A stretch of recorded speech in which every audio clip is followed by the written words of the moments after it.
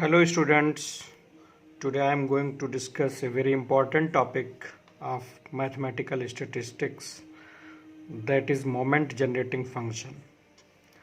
The moment generating function of a random variable x about a point x equal to a having the probability density or probability mass function fx is given by expected value of e to the power t x minus a, where t is a real parameter. Means to say कि किसी random variable x का moment generating function e to the power t x minus a होता है किसी point a के about, और यहाँ पर t एक रियल पैरामीटर है. अगर डिस्ट्रीब्यूशन का प्रोबेबिलिटी डेंसिटी फंक्शन या प्रोबेबिलिटी मास फंक्शन fx है, तो मोमेंट जनरेटिंग फंक्शन को हम लोग मैथमेटिकली लिख सकते हैं. It is denoted by mxt about point x equal to a is equal to expected value of e to the power t x minus a, and expected value is defined as, for continuous random variable it is integration minus infinite to plus infinite e to the power t x minus a into fx dx, and for discrete random variable it is equal to summation for r values of x e to the power t x minus a into fx. Continuous random variable के लिए fx probability density function है और discrete random variable के लिए fx probability mass function है. ठीक है, तो moment generating function e to the power t x minus a की एक्सपेक्टेड वैल्यू होती है. ठीक है, यहाँ पर t की वैल्यू हम इस तरह से कंसीडर करते हैं कि ये इंटीग्रेशन या ये समेशन एब्सोल्युटली कन्वर्जेंट होना चाहिए. ओके, मीन्स फाइनाइटली एग्जिस्ट करनी चाहिए इसकी वैल्यू. अब देखिए, हम इसको डिस्क्रीट रैंडम वेरिएबल से आपको आगे समझाएंगे. बिल्कुल इसी तरह से आप कॉन्टिन्यूस रैंडम वेरिएबल के लिए भी इसको सॉल्व कर सकते हैं. तो हम मोमेंट जनरेटिंग फंक्शन को डिस्क्रीट रैंडम वेरिएबल से एक्सटेंड करते हैं. तो देखिए यहाँ पे mxt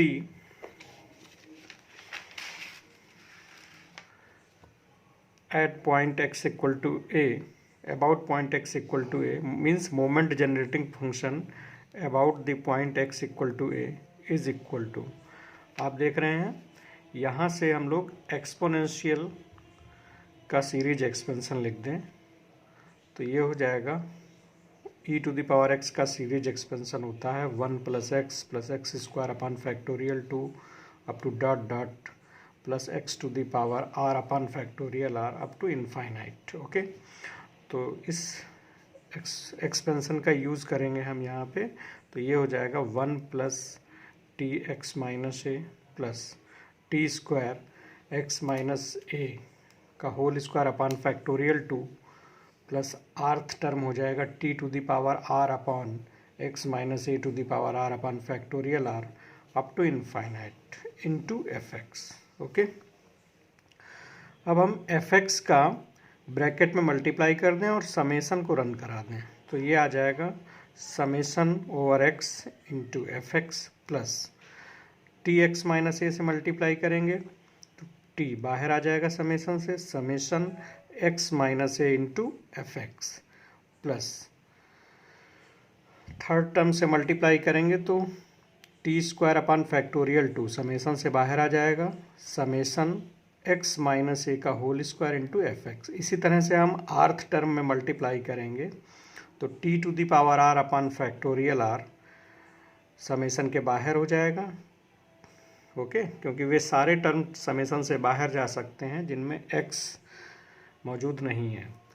तो x minus a to the power r into F x up to infinite. Okay, हम सभी लोग जानते हैं कि sum of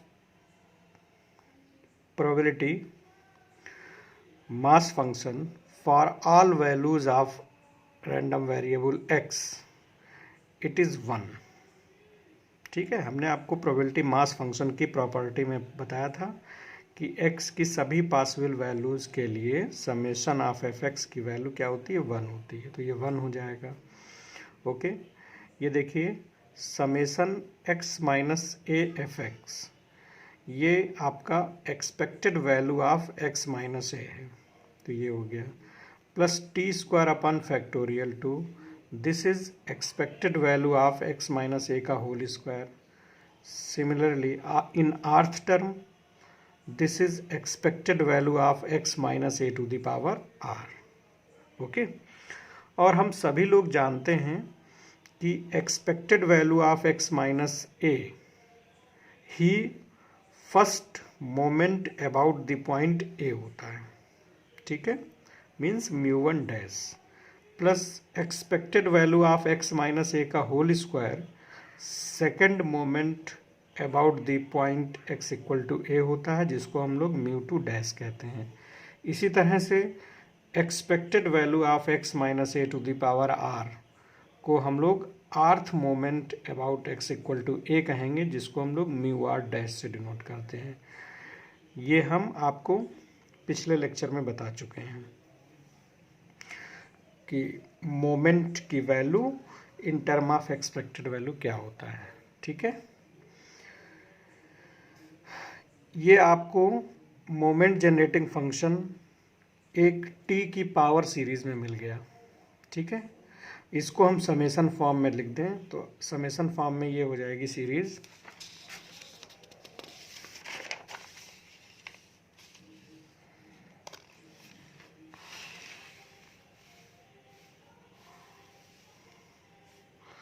this is mxt about x equal to a is equal to summation r equal to 0 to infinite t to the power r upon factorial r mu r dash.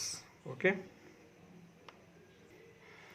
यहाँ पर mu r dash rth moment about point x equal to a है। ठीक है, ये आपका moment generating function in term of moments लिखा हुआ है। अगर हम इस इक्वेशन को इस इक्वेशन को अगर हम एक बार t के रिस्पेक्ट में डिफरेंशिएट कर दें, मीन्स मोमेंट जनरेटिंग फंक्शन को अगर हम एक बार t के रिस्पेक्ट में डिफरेंशिएट कर दें तो देखिए क्या आएगा, 1 का डिफरेंशिएशन 0, इसका हो जाएगा μ1 डैश प्लस ये हो जाएगा 2t अपॉन फैक्टोरियल 2 μ2 डैश, और इसके आगे जितने भी टर्म आएंगे उन सब में t इन्वॉल्व रहेगा, t का टर्म इन्वॉल्व रहेगा। ठीक है, डिफरेंशिएट करने के बाद हम t इक्वल टू 0 रख देंगे तो देखिए क्या आएगा, तो ये हो जाएगा, डिफरेंशिएट करने पे आप देख रहे हैं ये टर्म आ जाएगा, और फिर t इक्वल टू 0 अगर हम सब्स्टिट्यूट कर दें तो ये सारे टर्म यहाँ से लेकर और इनफाइनाइट तक के सारे टर्म 0 हो जाएंगे, क्योंकि हर एक टर्म में t इन्वॉल्व है, इसलिए t इक्वल टू 0 रखने पर ये सारे टर्म 0 हो जाएंगे। तो क्या बचा, सिर्फ μ1 डैश। तो आपका first moment about x equal to A point निकल के आ गया, that is equal to first order derivative of moment generating function about x equal to A at t equal to 0। Okay, इसी तरह से हम फर्स्ट इक्वेशन को, means ये पावर सीरीज वाली इक्वेशन को, अगर हम दो बार इस लाइन को अगर हम दो बार mxt को t के रिस्पेक्ट में डिफरेंशिएट कर दें और t इक्वल टू 0 रख दें तो देखिए क्या आएगा, दो बार डिफरेंशिएट करेंगे तो देखिए एक बार ये किया, दोबारा डिफरेंशिएट करेंगे तो μ1 डैश का डेरिवेटिव 0, 2 से 2 कैंसिल आउट, t μ2 डैश का डेरिवेटिव μ2 डैश, और इसके आगे जितने भी टर्म होंगे उन सब के डेरिवेटिव में t का टर्म मौजूद रहेगा। ठीक है, अब हम इसमें t इक्वल टू 0 सब्स्टिट्यूट करें तो आपको ये सारे टर्म म्यू टू डैश के बाद जितने भी टर्म निकल के आएंगे इनफाइनाइट तक, उन सब में टी मौजूद होगा और टी बराबर ज़ीरो रखने पर वो सारे टर्म ज़ीरो हो जाएंगे। ठीक है, तो ये क्या आ गया यहाँ से, mu two dash is equal to क्या आया, d2/dt² mxt at t equal to zero. इसका मतलब ये हो गया कि second moment about point x equal to a is equal to second order derivative of moment generating function at t equal to zero. इसी तरह से सिमिलरली आपने एक बार मोमेंट जनरेटिंग फंक्शन को डिफरेंशिएट किया और t बराबर ज़ीरो रखा तो आपको first moment about x equal to a मिल गया। आप दो बार डिफरेंशिएट करोगे t के रिस्पेक्ट में और t बराबर ज़ीरो रखोगे तो आपको second moment about x equal to a मिल जाएगा। इसी तरह से अगर हम मोमेंट जनरेटिंग फंक्शन को r टाइम्स डिफरेंशिएट कर दें और t बराबर ज़ीरो रख दें तो आपको rth moment about x equal to a point मिल जाएगा। तो इस तरह से आप देख रहे हैं कि ये mxt एक ऐसा फंक्शन है जिससे हम मोमेंट्स निकाल सकते हैं, इसीलिए हम mxt को मोमेंट जनरेटिंग फंक्शन कहते हैं। ठीक है, ओके। अभी हमने आपको जो मोमेंट जनरेटिंग फंक्शन डिस्कस किया आपके साथ वो about point x equal to a था। ठीक है, अगर हम a के स्थान पर अगर हम ज़ीरो सब्स्टिट्यूट कर दें तो moment generating function about origin आ जाएगा। तो मोमेंट देखिए x इक्वल टू a ना रख के अगर हम a के स्थान पर ज़ीरो लिखें तो देखिए moment generating function about origin आ जाएगा e to the power expected value of e to the power tx। Okay, a की जगह पे ज़ीरो, और ये हो जाएगा कॉन्टिन्यूस रैंडम वेरिएबल के लिए minus infinite to plus infinite e to the power tx fx dx, और समेसन हो जाएगा e to the power tx fx for discrete random variable.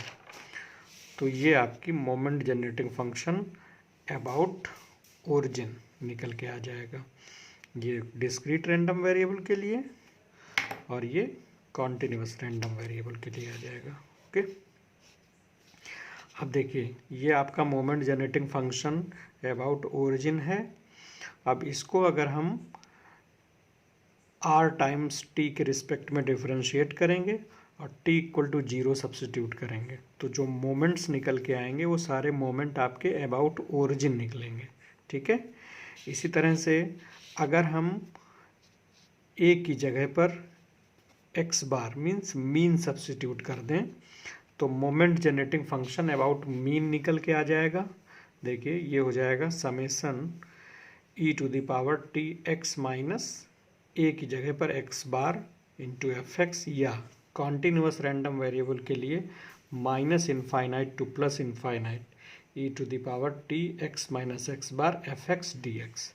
अब देखिए ये जो मोमेंट जनरेटिंग फंक्शन निकला ये आपका अबाउट मीन है, और इसको अगर हम r टाइम्स डिफरेंशिएट करेंगे t के रिस्पेक्ट में और t equal to zero substitute करेंगे तो आपके आर्थ मोमेंट अबाउट मीन आ जाएगा, जिसको हम लोग सेंट्रल मोमेंट कहते हैं। ठीक है, तो इन समरी हम लोग ये कह सकते हैं कि अगर हम moment generating function about origin को डिफरेंशिएट करेंगे तो आपको मोमेंट अबाउट ओरिजिन मिलेंगे। अगर हम moment generating function about mean को डिफरेंशिएट करेंगे और t बराबर ज़ीरो रखेंगे तो आपको सेंट्रल मोमेंट मिलेंगे।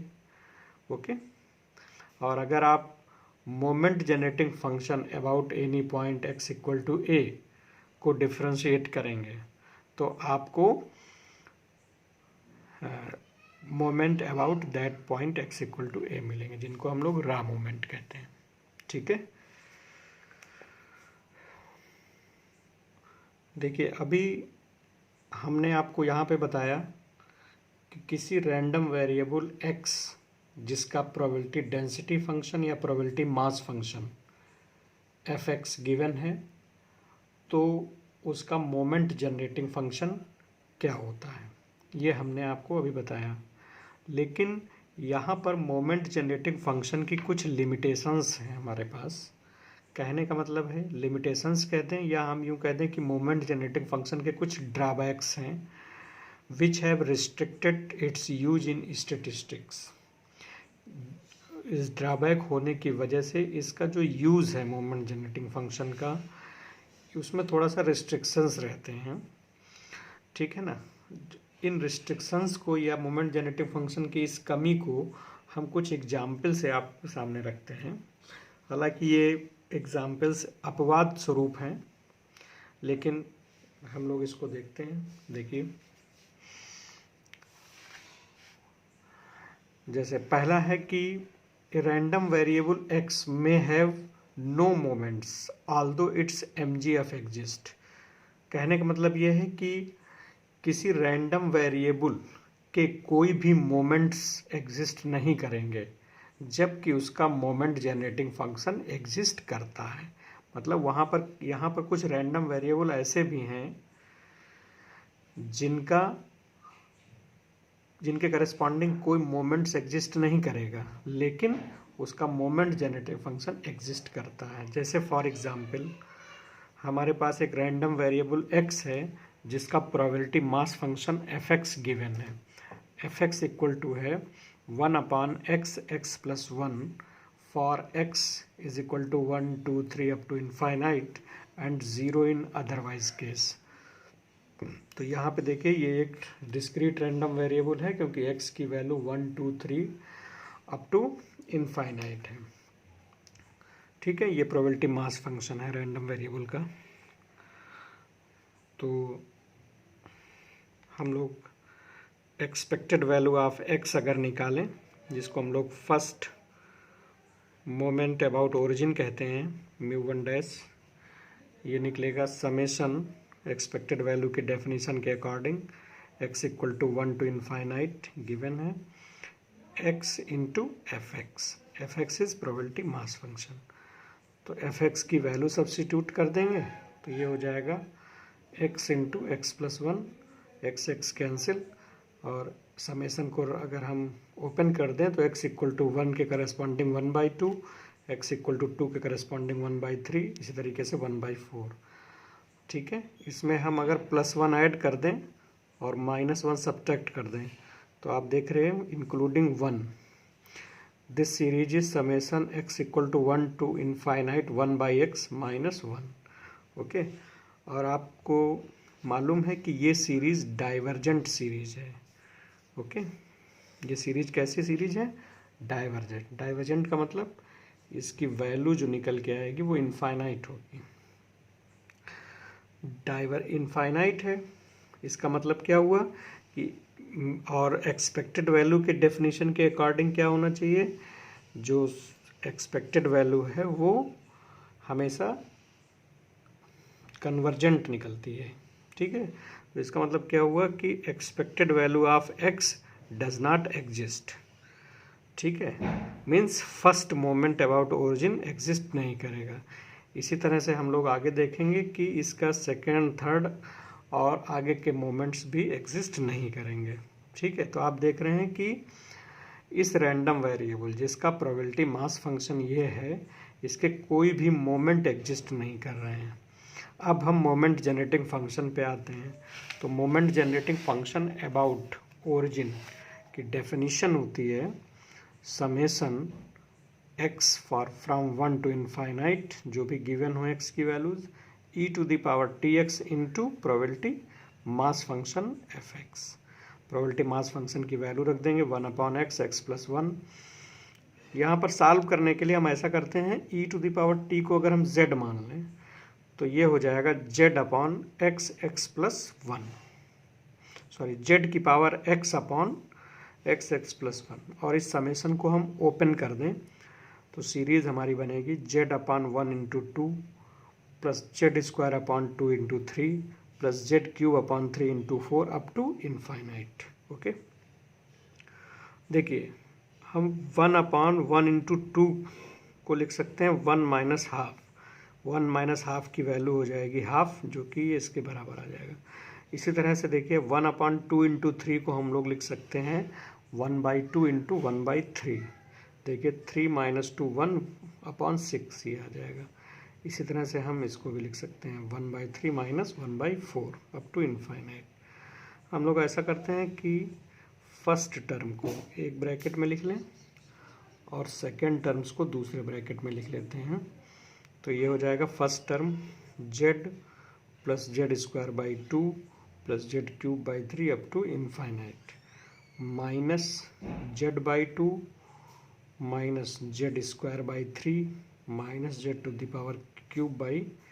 4 अप टू इनफाइनाइट। ओके, अब देखिए ये ब्रैकेट होता है माइनस log 1 माइनस z, और यहाँ से हम लोग z अगर कॉमन कर लें, सॉरी न्यूमरेटर डिनोमिनेटर में अगर सब में पूरे ब्रैकेट में अगर हम z का मल्टीप्लाई कर दें और z से डिवाइड कर दें तो ये हो जाएगा z² 2 z³ 3 z⁴/4।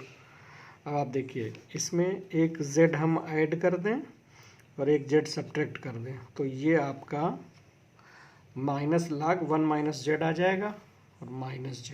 ओके, इसको और आगे सिंप्लीफाई करेंगे तो ये आ जाएगा minus log 1 minus Z plus 1/z log 1 minus Z plus 1। यहाँ पर मॉड जेड की वैल्यू 1 से कम होनी चाहिए, तभी आपका सीरीज कन्वर्जेंट होगा। ठीक है, ये हो जाएगा 1 log 1 माइनस जेड कॉमन कर लेंगे तो ये आ जाएगा। z की वैल्यू सब्स्टिट्यूट कर देंगे, z इज e⁻t तो ये आ जाएगा। ओके, ये moment generating function about origin आ गया। यहाँ पे देखिए t z की वैल्यू है e⁻t, तो mod of e⁻t is less than 1, this implies t is less than 0। जब t की वैल्यू निगेटिव होगी तब ये कंडीशन होल्ड करेगी। ठीक है, तो t की वैल्यू लेस देन 0 के लिए मोमेंट जनरेटिंग फंक्शन ये हो जाएगा, और t इक्वल टू अगर हम 0 सब्स्टिट्यूट कर दें तो मोमेंट जनरेटिंग फंक्शन 1 हो जाएगा। तो इसका मतलब आप देख रहे हैं कि मोमेंट जनरेटिंग फंक्शन t की वैल्यू निगेटिव हो या बराबर हो 0 के तो मोमेंट जनरेटिंग फंक्शन एग्जिस्ट कर रहा है। तो इस एग्जाम्पल में हम ये देख रहे हैं कि मोमेंट जनरेटिंग फंक्शन तो एग्जिस्ट कर रहा है लेकिन मोमेंट्स एग्जिस्ट नहीं कर रहे हैं। ठीक है,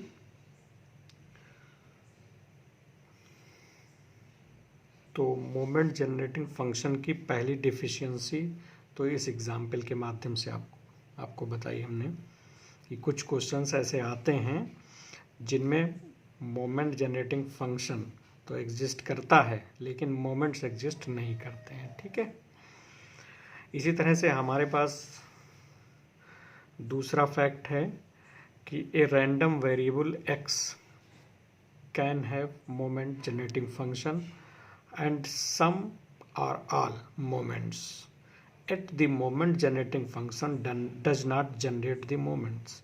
इस फैक्ट के हिसाब से ये मतलब है कि हमारे पास कुछ रैंडम वेरिएबल ऐसे भी हो सकते हैं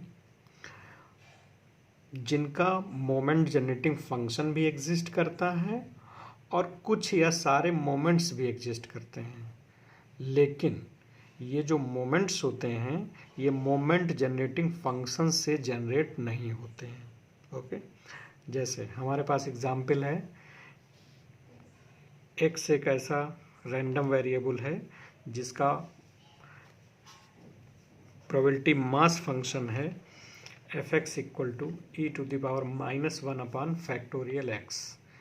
यहाँ पर x की वैल्यू 0, 1, 2 अप टू इनफाइनाइट है। ठीक है, और रैंडम वेरिएबल e⁻2x है। देखिए यहाँ पर x की वैल्यू 0, 1, 2, 3 अप टू इनफाइनाइट है तो ये डिस्क्रीट रैंडम वेरिएबल होगा। तो अगर हम अर्थ मोमेंट यहाँ से निकालें, rth moment about origin, this is expected value of x⁻r, तो हम डेफिनेशन लगा देंगे। ओके, और x की वैल्यू सब्स्टिट्यूट कर दें 2 टू द पावर x, और इसको हम लोग सॉल्व कर लेंगे। e टू द पावर -1 बाहर हो जाएगा, 2 टू द पावर r की whole power x upon factorial x, और इस समेशन को हम ओपन कर देंगे। तो आपको दिख रहा है ये जो सीरीज़ निकल के आई ये e to the power x की सीरीज़ है, तो हम इसको e to the power 2 to the power r लिख सकते हैं। इन दोनों को आप मल्टीप्लाई कर दीजिए तो ये हो जाएगा e to the power in bracket 2 to the power r -1। ये आपका मोमेंट, अर्थ मोमेंट निकल आया अबाउट ओरिजिन। इसका मतलब ये हो गया कि मोमेंट्स, अर्थ मोमेंट निकल आया, इसका मतलब मोमेंट सारे एग्जिस्ट कर रहे हैं। ओके, अब मोमेंट जनरेटिंग फंक्शन पे बात करूं। मोमेंट जनरेटिंग फंक्शन क्या होता है ओरिजिन के about mxt, that is defined as summation x equal to 0 to infinite e to the power tx into fx।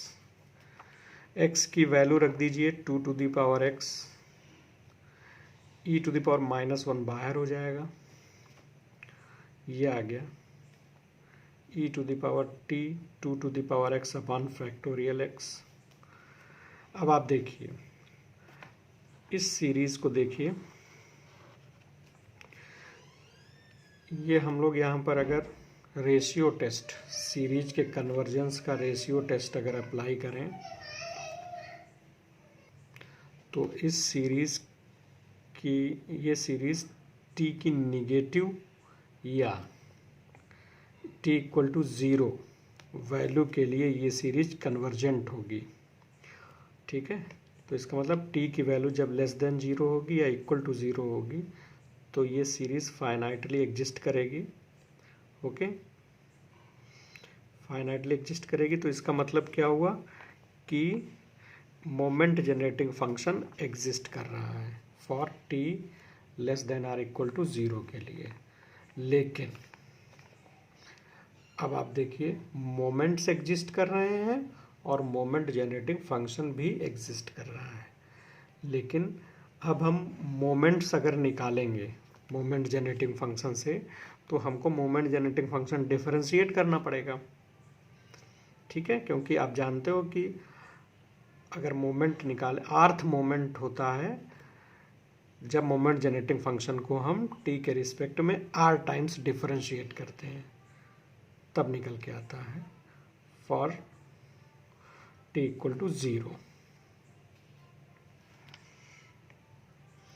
और यहाँ पर जो मोमेंट जनरेटिंग फंक्शन है वो डिफरेंशिएट नहीं हो पाएगा x इक्वल टू 0 के लिए, तो इसका मतलब ये हो जाएगा कि मोमेंट जनरेटिंग फंक्शन एग्जिस्ट नहीं हो रहे हैं। ओके, ये आपकी दूसरी डिस्क्रिपेंसी रहेगी जो कुछ क्वेश्चंस में ये डिस्क्रिपेंसी मिल सकती है। ठीक है, अब हमारे पास इसी तरह से तीसरी डिस्क्रिपेंसी है जो कुछ क्वेश्चंस में मिल सकती है, वो ये है कि random variable x can have all और some moments but moment generating function does not exist. इसके अकॉर्डिंग ये है कि रैंडम वेरिएबल x के लिए मोमेंट्स तो एग्जिस्ट कर सकते हैं लेकिन मोमेंट जनरेटिंग फंक्शन एग्जिस्ट नहीं करता है। ठीक है, ये तो कहने का मतलब ये है समराइज वे में कि हम लोग किसी रैंडम वेरिएबल के करेस्पॉन्डिंग मोमेंट जनरेटिंग फंक्शन निकाल सकते हैं और उस मोमेंट जनरेटिंग फंक्शन से हम मोमेंट्स जनरेट कर सकते हैं इन जनरल। लेकिन कुछ ऐसे हमारे पास एग्जाम्पल्स रहते हैं या होते हैं जिनमें कुछ डिस्क्रिपेंसीज पाई जाती हैं। जैसे हमने आपको बताया कि अगर, लेकिन हमने ये देखा इन तीनों पॉइंट्स में कि हमारे पास कुछ ऐसे एग्जाम्पल्स भी आ सकते हैं जिनमें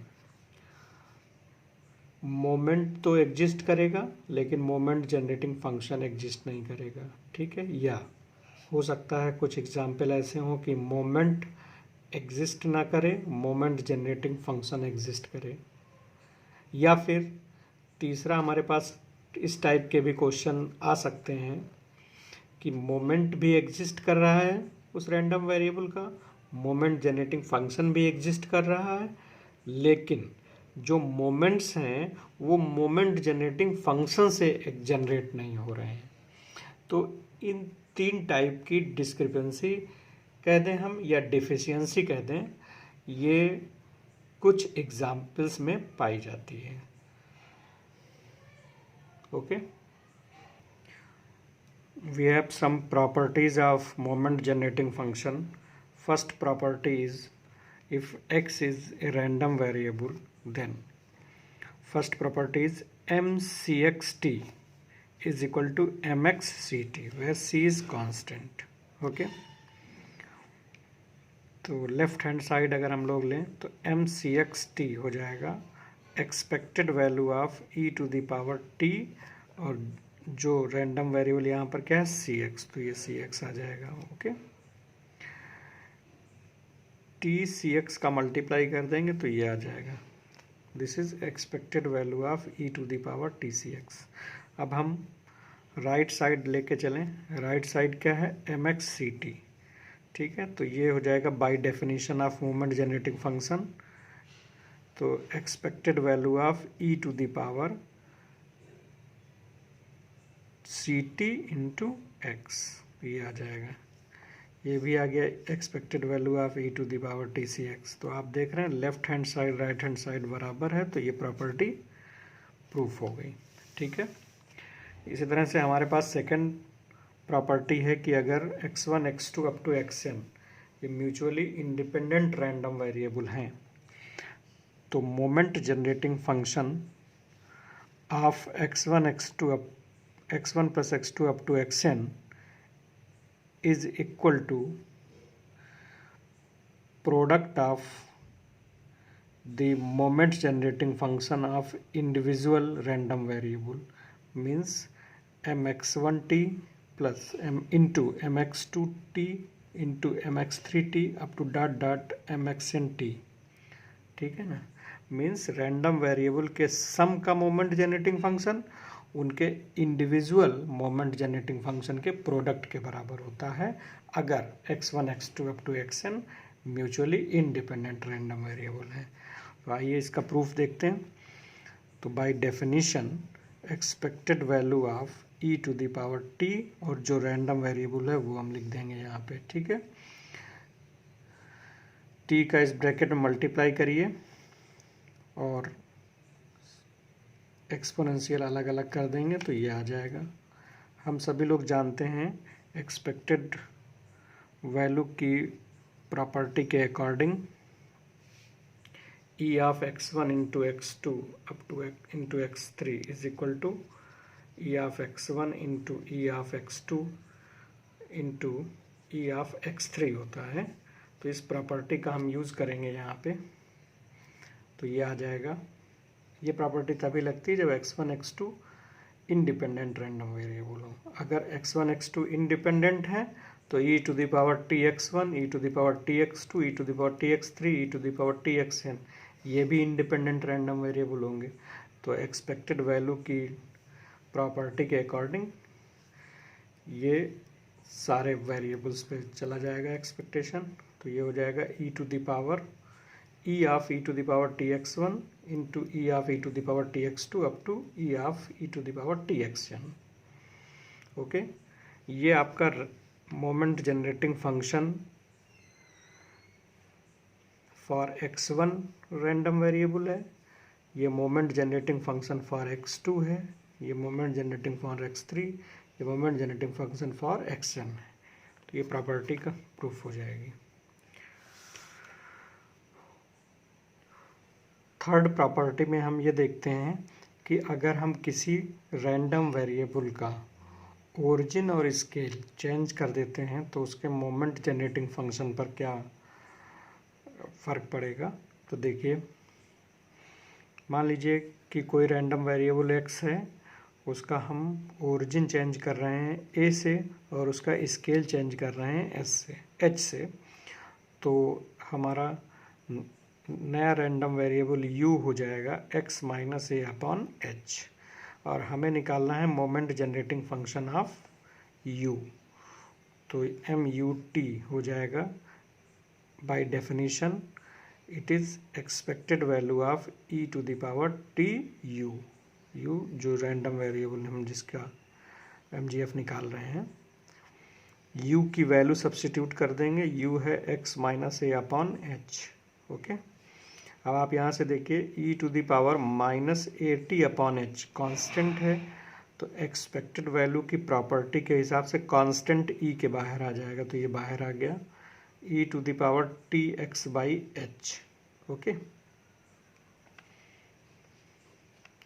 तो ये आ जाएगा e to the power minus A H T M X, और यहाँ पर जो पैरामीटर है वो हो जाएगा ये t बाई एच, तो ये हो जाएगा M X T by H.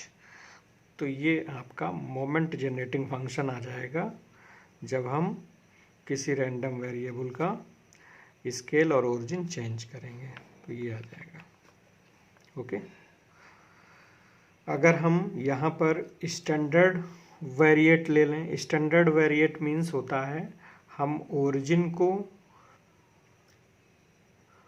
Random variable के मीन से चेंज कर दें और स्केल को उसके स्टैंडर्ड डेविएशन से चेंज कर दें, तो जो हमारा वेरिएबल न्यू वेरिएबल u आता है उसको हम स्टैंडर्ड वेरिएट कहते हैं।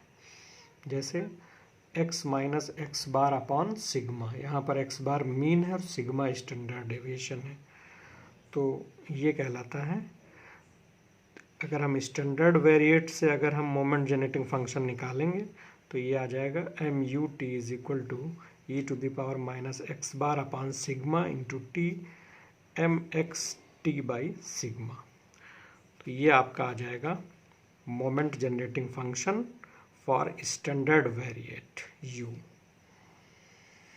ओके, ये आपकी 3 प्रॉपर्टीज़ हैं मोमेंट जनरेटिंग फंक्शन की।